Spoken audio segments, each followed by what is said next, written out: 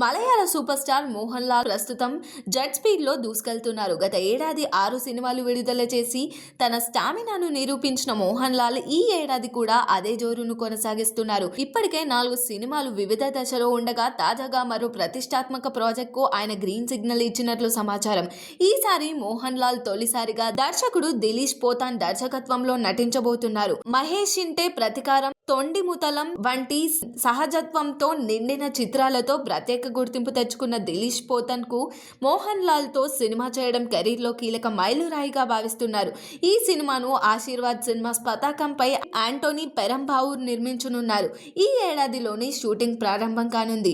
ఇదిలా ఉండగా మోహన్ లాల్ ఇప్పటికే కథానార్, ఖలీఫా చిత్రాల షూటింగ్ పూర్తి చేసే విదేశీ ప్రయాణాల్లో ఉన్నారు.